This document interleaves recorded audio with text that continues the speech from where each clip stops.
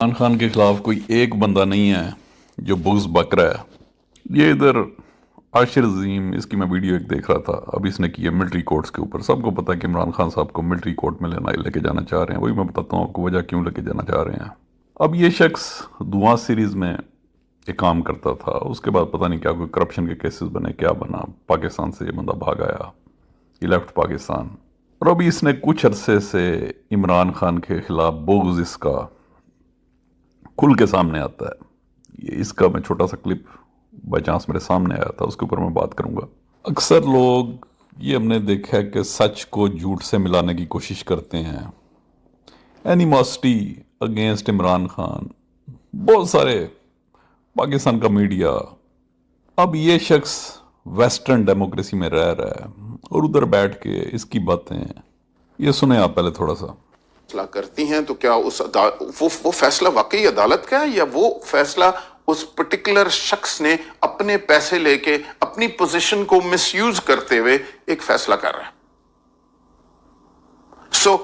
جو کورٹس دنیا میں پتہ نہیں 130ویں نمبر پہ ہیں 140 میں سے، ان کے ہم میں فیصلے اتنے سیکرڈ کیوں ہو گئے کہ جناب علی اس میں سے جس سٹوپڈ نے جو فیصلہ کر دیا وہ ہم مانیں گے؟ اچھا، سول کورٹس میں کیڑے نکال رہا ہے۔ یہ تو حالت ہے کورٹس کی، and as somebody who's been exposed to them, and this is one of the incidents, I can go on and on and on for hours and hours کہ جی کیا حالت ہے اس سسٹم کی۔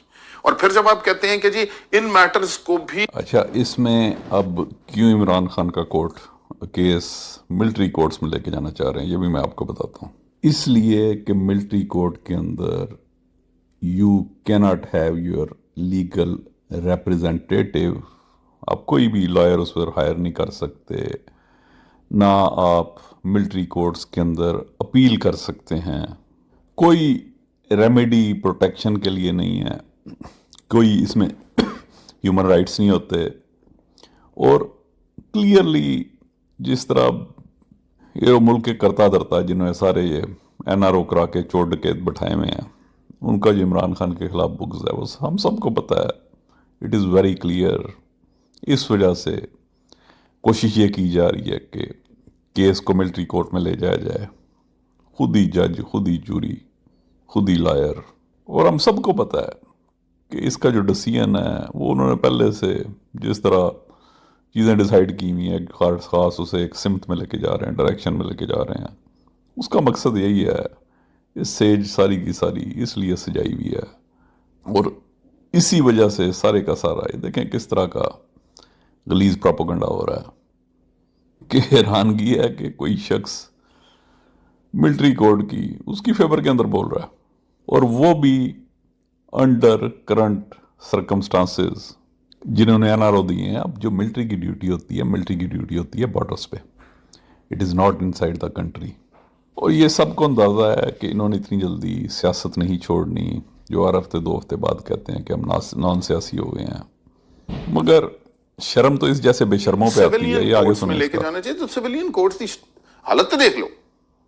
اچھا جی، اب آتے جاتے ہیں ملٹری کورٹس جیسے حالت یاد ملٹری آئی ہے۔ کورٹس پہ میرا ایکسپوجر نہیں ہے ملٹری کورٹس، لیکن میں یہ آج بھی آپ کو گارنٹی کر سکتا ہوں اسے پتہ کہ نہیں ملٹری پاکستان میں کیا کورٹ ہو میں رہا ہے، جو ہو وہ ہوگا جو اوپر سے کہیں سے پالیسی آ رہی ہوگی، تو اوپر سے کیا اس پالیسی سے ہے؟ ادھر ادھر کوئی نہیں یہ ہلے گا۔ کاکا وہاں ایکس پہ نہ کوئی کاکا ہے۔ ایک بندہ بیٹھ کے اپنے مقصد سے کوئی ایک فیصلہ نہیں دے گا، وہ جیسی بھی اچھا کورٹ جی، ہوگی وہ اس کورٹ سے بہتر ہوگی، ٹھیک ہے جی؟ یہ دیکھیں کیونکہ جی، یہ کورٹ تو یہ کیسے کیسے تحفے چوں چوں کا مربع ہے نا، مطلب دس از اسٹوپڈ۔ سبق پڑھانے آ بٹ جاتے ہیں۔ اب ایشو یہ ہے کہ do I support what military courts and do I support what military has done to that nation? Well, no. But اس وقت پرابلم یہ ہے اچھا، کہ آگے کہہ رہا ہے جو اس نے قوم کے ساتھ کیا ملٹری نے وہ میں سپورٹ نہیں کرتا، مگر یہ آگے سنیں اس کا۔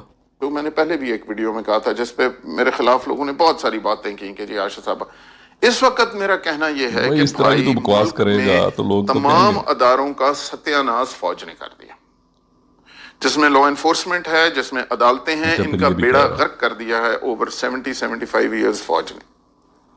اچھا، مگر کہہ رہا ہے پھر بھی ملٹری کورٹ ہونا چاہیے، سارے اداروں کا بیڑا غرق کر دیا ہے۔